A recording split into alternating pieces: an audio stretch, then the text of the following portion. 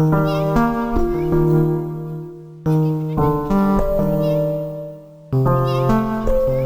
everyone, this is a snapshot into my book. I haven't spent a lot of time talking about my book. I haven't created one of these videos where I talk about it. So I thought, like, I have this platform, why not share it here? Since September, that was the first time I launched, I've received 48 notifications from people who have secured a copy. And so I just want to say, mwah, shout out to you. Thank you so much for supporting me. Thank you for believing in me, especially because this is my first book. You know how it feels to hear you're an author, or for like people to acknowledge that, or for me to just think about. And I am just so grateful that God has just given me the opportunity to do this. And so I want to talk about it a little bit, if you will let me, but we're going to do it anyway. We're going to start with the title, The Self-Service Room. So let's break down the name, right? So self-service to me, when I first thought about it, I thought about self-checkout. You know, like when you go to Target and Walmart, like, yeah, the people can be like, hey, we're going to guide you to the station, but you essentially have to check out yourselves, right? And so when I was developing this name, I thought, when it comes to doing internal work, we have to do that for ourselves. And yes, we can receive support. And what I mean by support, I mean external support. At the same time, there is internal work that we have to do, right? And it doesn't mean that we have to do it alone. At the same time, it's recognizing that when it comes to internal battles, it's within us. And so there may be things that we feel comfortable sharing, and then there may be things that we don't feel comfortable sharing, right? And so it's recognizing that we have to do our own work. And so that's why I created self-service, because I thought of self-checkout. For me, when I decided to add a room to this, I thought about what I thought of when I think of my body. And when I think about my body, I think about storage.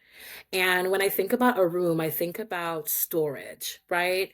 And like when we close the door in our room, it's just us being stored in a space. And so I thought about, how can I not use the word body, but change it in a way that is intention grabbing, but also valuable and meaningful, the work that I'm trying, or the essence. And I thought that when it comes to the internal work, where is it stored? In our bodies, right? Our thoughts, our emotions, our experiences, it's stored in our bodies. And so I went ahead and be creative, and instead of using body, I substituted that to room. You see, based on seasons of healing. And the reason why I highlighted that is because, one, healing is a journey. It's continuous, it's complex, it's rewarding, it's challenging. And it's one of those things where, like, yes, you can get to a point in your life where you're able to manage your triggers. At the same time, you may be introduced to another trigger. And so it's not like you're opt out of being triggered. However, it's recognizing that in healing, you have the tools, right? And when you're triggered again, that you'll be able to whip out your tools and utilize them to then continue your journey. And that's why it is a journey, because at any moment, anyone can be triggered, and myself too included, can be triggered by a person, by a building, by a picture, you know, anything that would allow me to be triggered and taken back to a memory that was associated with pain, right? I can, and you can experience that. And so healing is a journey. And I say seasons of healing because, to me, when I think of seasons, you just never know what to expect. You just go through it, you know, and you hope for the best, right? And even when things are not the best, you're still going through that. And for me, even though something may feel like it's going to last always, it doesn't. And even if it does last a long time, doesn't mean that it will last forever. And so for me, it is a season. And that is something that I came up with through my own experiences, because I remember being in places where I thought, I'm just going to be here forever, right? And I realized, like, I'm not in the same place that I was last year. I'm not even in the same place that I was 6 months ago. And so it's recognizing that what I went through 6 months ago, where I was 6 months ago, was a season. And now I'm in a different season. And we're going to continue to be in different seasons. And we're going to continue this journey. Okay. So now on the bottom, you see it says, trees are still called trees in every season. So we have season again mentioned. And the reason why I added that in there is because, well, first of all, I love nature. And then two, I recognize that it is true. We don't change the name no matter the season when it comes to saying a tree is a tree, right? At least for me, right? We don't normally change the name whether there's leaves or not. And we still call it a tree. And so essentially, I connect that to being a human. No matter what season that we're in, no matter how we're feeling, we're still human. We're human at the ending of the day. And it doesn't mean that when you're maybe moody, that means you're a bad person, right? I feel like that's so dehumanizing. Rather, I would say that that is a season. It doesn't mean that you're less human, right? Or that there's something wrong with you. It just means that you're a human. And so, does that mean that you're more human because you are more socially acceptable? No. You're human even when you're feeling depressed. You're human when you're feeling angry. You're human when you're feeling happy. No matter how you're feeling, no matter the season in your life, you're human. And that, in a sense, is the message that comes from me to me. And now I'm sharing it with you. And now for the color. This is in honor of my grandmother who passed away. Her favorite color was purple. And I thought every time I look at this book, I want to think of her. She was such a gem and such a valuable, gentle, and remarkable woman that I thought I have to honor her in this way. So now we're going to dive into the contents. And I urge you to get a copy so that you can see all of the contents. For now, I'm just going to highlight a few that's within the book, and I entitle them not based off of chapters, but I call them season, right? See where I'm going here? There's a theme. So we have season 1, which I would read to you, and it's called The Gardener. We have season 4 that says, Take What You Need. Season 10 talks about resting. It's called Resting Flex. Season 13 says, Pay It Forward with Words.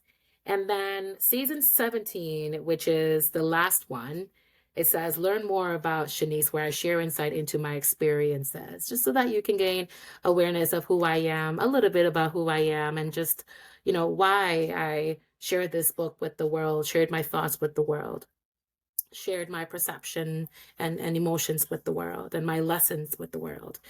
And so I want to first start with this photo. It's a garden years ago, and I took a few photos, which on the next page, you will see another photo that I took. The sunflower is in purple, which I thought was unique, and I'm all for authenticity. So anything that I see that is maybe unusual, it grabs my attention. And so let's talk about season 1, The Gardener. I'm going to read the first page. There are more pages, but I thought, you know what? Let me just give insight into what my thoughts look like. So let's begin. As gardeners eagerly await the blooming of their flowers, they must provide them with a constant supply of healthy nutrients to foster growth. By providing a consistent supply of essential nutrients, gardeners can ensure that their flowers will be bursting with vibrant colors. Similarly, humans require healthy nutrients to promote emotional growth. Without attention and nourishment, they will suffer. This is where you come in as your own personal gardener. By providing yourself with the necessary nutrients, you can foster self-growth and flourish. Your personal journey, including challenges, obstacles, and experiences, shapes you. As you learn and grow, I encourage you to prioritize your own well-being by providing the nutrients you need to strengthen your mind, body, spirit, and soul. Just as gardeners eagerly anticipate the blooming of their flowers, they must also ensure that their plants are receiving the necessary nutrients to foster growth. Similarly, humans require healthy nutrients to promote their overall well-being, including their mental, physical, spiritual, and emotional growth. It's absolutely essential to acknowledge the significance of living life to the fullest aspects of your life. You deserve to relish the finest experiences that life has to offer without any apprehensions or doubts about the future. This is where you come in as your own personal gardener. By providing yourself with the proper nutrients, you can foster growth and flourish in every aspect of your life. It's natural for individuals to attribute their current selves to the various experiences and obstacles they've faced throughout their lives, both favorable and unfavorable. These experiences can be anything from major life events, such as the passing of a loved one, to everyday moments, like learning how to ride a bicycle. Regardless of their significance, each one contributes to a person's unique outlook and personality. They've influenced your character and outlook on life. I want you to know that it's important to prioritize your overall well-being, whether it be your mind, body, spirit, or soul. Each of these parts of you needs to be nurtured with the right nutrients to continue growing and thriving. Just like a garden, it requires ongoing care and attention to reach its full potential. When we think of nurturing a garden, we understand that it requires consistent effort and attention in order to flourish and reach its full potential. Similarly, taking care of ourselves should be a top priority. That is the first page of season 1. I'm just going to give you a snapshot into the rest and also insight into season 2. Okay.